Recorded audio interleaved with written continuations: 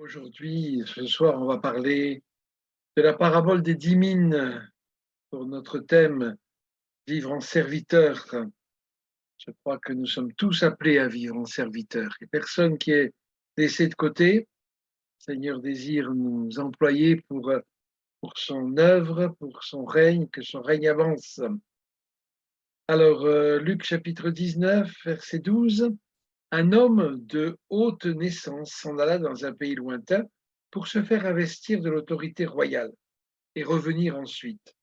Il appela 10 de ses serviteurs, leur donna 10 000 et leur dit: faites-les valoir jusqu'à ce que je revienne. Mais ses concitoyens le haïssaient et ils envoyèrent une ambassade après lui pour dire: nous ne voulons pas que cet homme règne sur nous. Lorsqu'il fut de retour, après avoir été investi de l'autorité royale, il fit appeler auprès de lui des serviteurs auxquels il avait donné l'argent, afin de connaître comment chacun l'avait fait valoir. Le premier vint et dit: Seigneur, ta mine a rapporté 10 000. Il lui dit: c'est bien, bon et fidèle, bon serviteur, parce que tu as été fidèle à un peu de choses, reçois le gouvernement de 10 villes. Le second vint et dit: Seigneur, ta mine a produit 5 mines. Il lui dit: toi aussi sois établi sur 5 villes. Un autre vint et dit: Seigneur, voici ta mine, que j'ai gardée dans un linge, car j'avais peur de toi, parce que tu es un homme sévère. Tu prends ce que tu n'as pas déposé et tu moissonnes ce que tu n'as pas semé. Il lui dit: je te juge sur tes paroles, méchant serviteur. Tu savais que je suis un homme sévère, prenant ce que je n'ai pas déposé et moissonnant ce que je n'ai pas semé. Pourquoi donc n'as-tu pas mis mon argent dans une banque, afin qu'à mon retour je le retire avec intérêt? Puis il dit à ceux qui étaient là: ôtez-lui la mine et donnez-la à celui qui a les 10 000. 10 000. Ils lui dirent: Seigneur, il a 10 000. Je vous le dis, on donnera à celui qui a, mais à celui qui n'a pas, on ôtera même ce qu'il a. Au reste, amenez ici mes ennemis qui n'ont pas voulu que je règne sur eux, et tuez-les en ma présence. Amen. On ne va pas regarder tous les aspects de ce texte, mais simplement en ce qui concerne le maître et les serviteurs. D'abord, je voudrais que nous nous rappelions celui que nous servons, celui que nous sommes heureux de servir. Qui est-il? Il est dit ici que c'était un homme de haute naissance. Notre maître, c'est le meilleur, c'est le plus grand, c'est le plus puissant, il est tout puissant et il est parfait. Servir un tel maître, ça ne se trouve que dans nos milieux, ça ne se trouve que dans le royaume de Dieu. Et notre maître, nous l'aimons. C'est pour cela aussi que nous voulons le servir. C'est pour cela que nous voulons le respecter. C'est pour cela que nous voulons faire ce qu'il nous montre de faire, afin qu'il soit glorifié. Il est dit ici que cet homme, il est parti. Alors oui, notre Seigneur est parti, il est parti au ciel, mais il ne nous a pas laissés orphelins. Il nous a envoyé le consolateur, l'Esprit de vérité, et puis il prie pour nous dans le ciel aussi. Nous ne sommes pas tout seuls. Il y a des moments où peut-être nous nous sentons seuls. Il y a des moments en face de l'adversité, en face de paroles méchantes, en face de situations particulières et difficiles. On ne sait peut-être pas comment réagir et on se dit: mais Seigneur, oui, ne me laisse pas tout seul. Alors rappelons-nous que nous ne sommes pas tout seuls. Autrefois, on chantait un cantique qui est dans les ailes de la foi, je crois: non, jamais tout seul. Jésus, mon sauveur, me garde, jamais ne me laisse seul. C'est sa promesse et il l'accomplit. Donc soyons reconnaissants à notre Seigneur d'être ce maître merveilleux. Et puis il est dit qu'il doit revenir, il doit devenir le roi de nos cœurs. Il veut faire investir de l'autorité royale. Est-ce que Jésus est vraiment le roi de nos cœurs? Celui à qui nous nous soumettons, celui que nous révérons. C'est un verbe qu'on n'emploie pas trop communément, mais celui que nous craignons de la bonne manière. Oui, il est le roi de nos cœurs. Seigneur, mon cœur est ton trône et tu dois y régner. Il y a peut-être de temps en temps des petites choses qu'on a peut-être ravies à son autorité.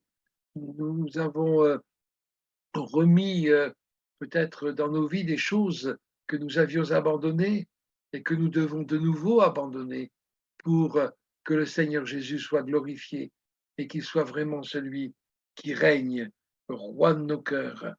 Et il, est, il est aussi notre Sauveur et notre Seigneur. C'est important aussi parce que Jésus peut être notre Sauveur sans être forcément notre Seigneur.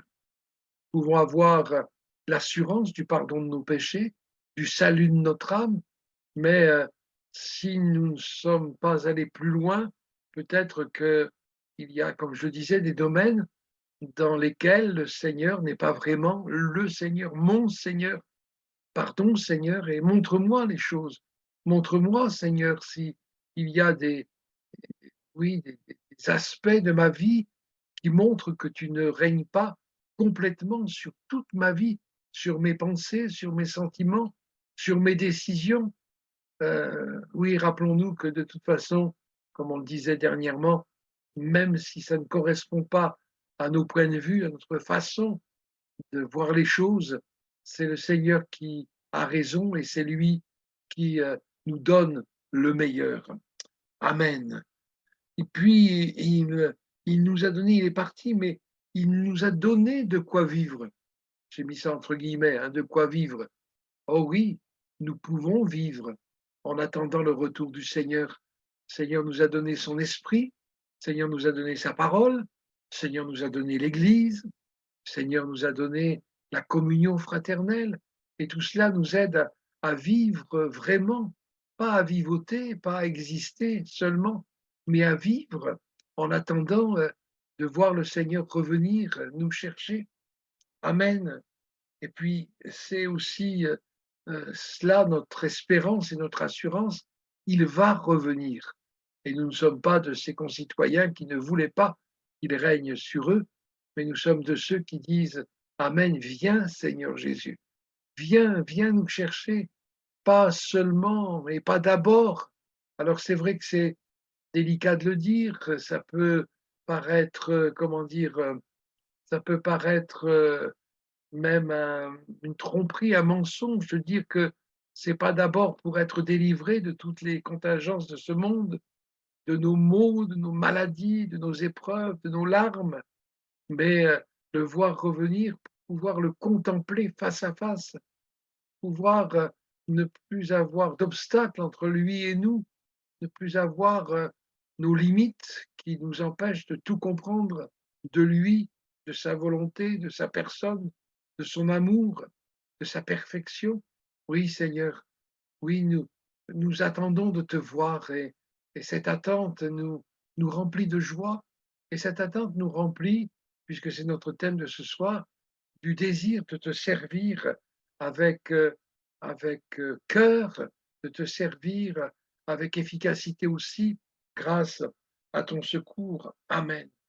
Alors voyons l'attitude du méchant serviteur, puisque le Seigneur l'appelle méchant serviteur. Sa façon de faire, sa façon de réagir par rapport à ce que son maître lui a confié montre qu'il ne connaît pas le maître, qu'il a une fausse vision du maître et qu'il a une fausse relation avec le Seigneur. Euh, de, ne nous trompons pas sur qui est Jésus. Il dit j'ai eu peur. Ben oui, mais nous savons bien d'où vient la peur.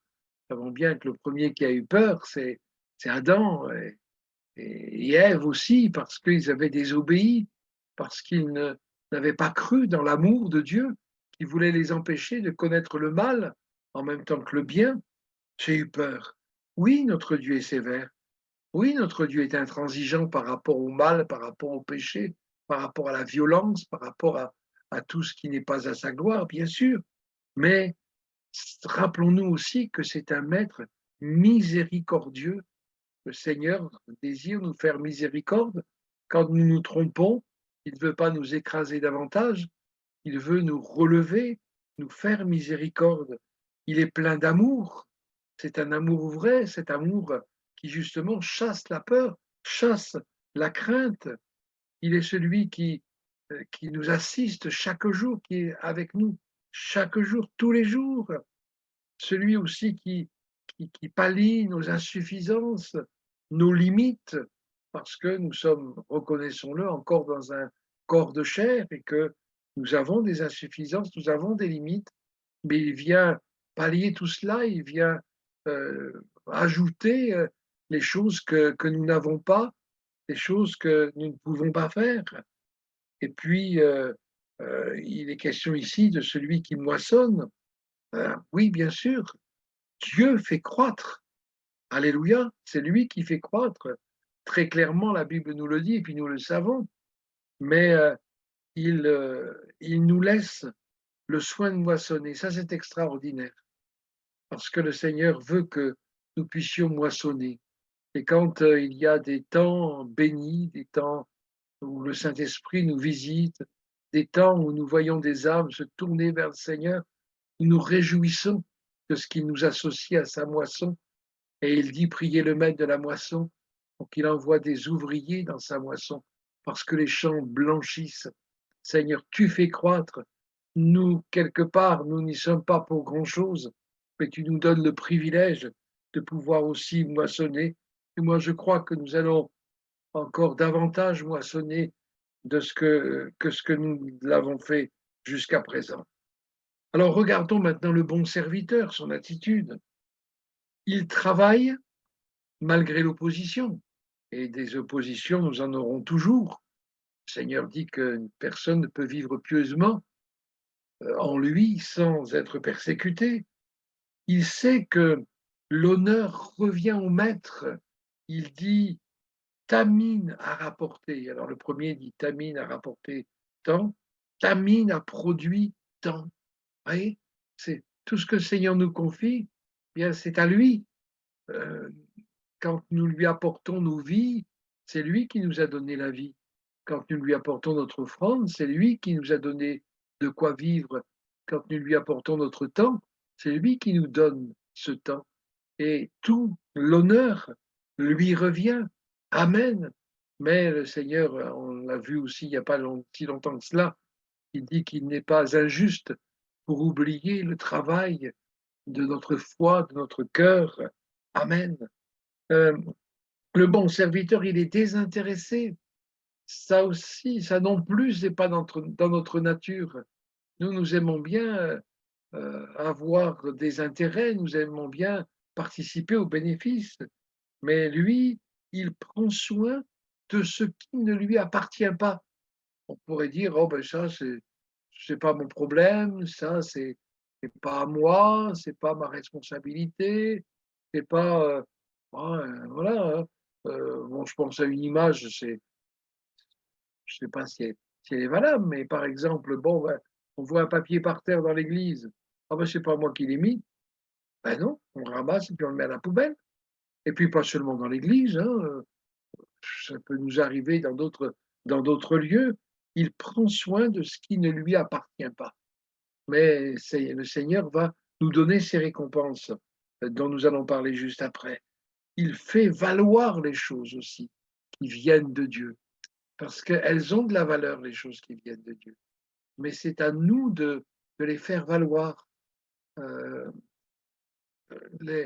je crois que il y avait une émission autrefois qui s'appelait, une émission radiophonique, La valeur des choses. Parce que les choses ont la valeur qu'on leur donne. Les choses de Dieu, elles, sont parfaites. Alors, quelle valeur allons-nous leur donner à ce que le Seigneur nous confie? Il fait valoir les choses. Il prend sa responsabilité. Et c'est une responsabilité d'abord individuelle. On ne peut pas se décharger sur les autres. Bien sûr, nous avons besoin les uns des autres. Bien sûr, c'est une bénédiction que de faire partie de l'Église de Jésus-Christ. Mais nous avons notre responsabilité individuelle parce que le Seigneur, le Maître ici, va demander des comptes à chacun. Le bon serviteur, il est fidèle dans ce qui ne se voit pas. C'est quand le Maître revient, quand le roi revient, qu'il peut montrer qu'ont rapporté, ce qu'a rapporté l'argent qui lui a été confié. Mais jusque-là, ça ne se voyait pas vraiment. Et puis, il n'attend pas de récompense. Je vous le disais à l'instant. Et pardon, il vient, il dit, ben voilà, voilà ce que j'ai fait, voilà ce que ta mine a rapporté. Mais béni soit Dieu, parce que le Seigneur nous promet des récompenses. Nous ne travaillons pas pour les récompenses, mais nous savons aussi que notre bon maître n'oublie pas notre travail. Ici, on voit le premier qui reçoit 10 villes, le deuxième qui reçoit la, la, la gestion de 5 villes. Alors on pourrait dire au deuxième, mais premier, il a quand même rapporté 10 mines. Euh, Toi, tu aurais pu faire mieux. Mais non, le maître ne lui dit pas, tu aurais pu faire mieux. Non, et ce que le Seigneur donne, c'est sans comparaison même avec les gains, parce que 10 villes, 5 villes, c'est beaucoup plus que les 10 mines ou les 5 mines. Et ensuite, il dit, bien, tu as été fidèle à un peu de choses, je te confie de plus grandes choses. Il y en a qui veulent tout de suite plein de grandes choses, plein de, je sais pas, bon, par exemple, être pasteur. Mais on l'a dit au début, hein, nous sommes tous serviteurs, chacun dans la tâche que le Seigneur nous confie. Ben, Seigneur, c'est pas, comment dire, c'est pas un titre honorifique, c'est une fonction que le Seigneur nous donne aux uns et aux autres, et nous ne voulons pas nous comparer de la mauvaise manière. Le serviteur, après sa journée chargée, nous le voyons dans d'autres textes, il sert d'abord son maître.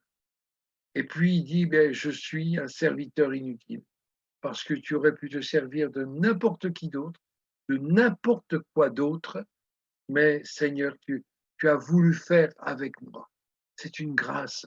Alors oui, vivons en serviteurs. Soyons toujours prêts à servir le Seigneur.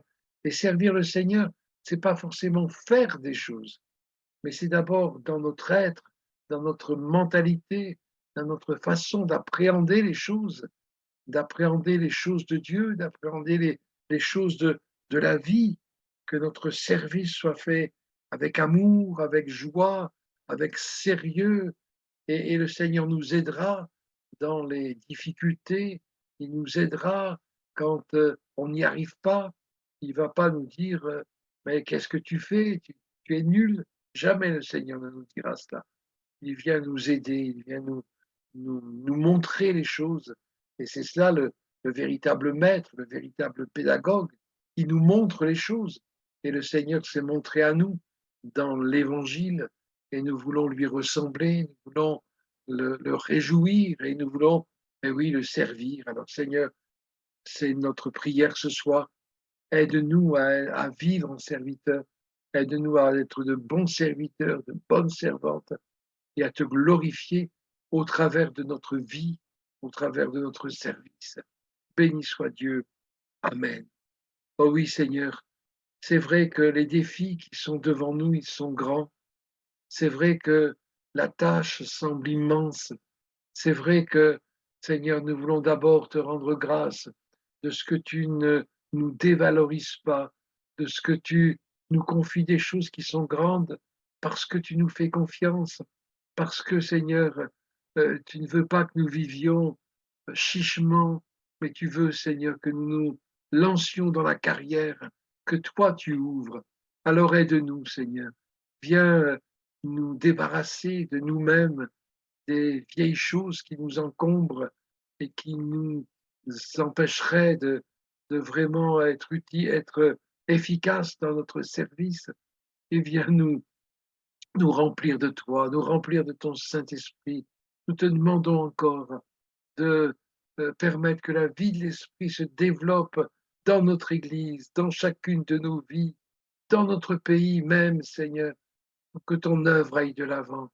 Merci pour tout ce que tu as fait jusqu'à ce jour. Merci parce que si nous sommes encore ici, debout, dans la foi, c'est parce que toi, tu nous as secourus, parce que toi, tu nous as aidés, parce que toi, tu nous as aimés. Aide-nous à t'aimer, Seigneur, pas comme ces méchants serviteurs qui ne voulaient pas que tu règnes sur eux. Aide-nous, Seigneur, à te laisser toute la place, comme nous le disons souvent, Seigneur. Aide-nous à comprendre les choses que nous avons besoin de comprendre. Aide-nous à être tout à toi, Seigneur. Aide-nous, Seigneur, à à apporter la bénédiction autour de nous, à apporter la vie autour de nous, à apporter ta grâce, à apporter ta personne autour de nous. Merci Jésus pour ces moments qui nous servent aussi à cela. Gloire à toi Seigneur. Amen.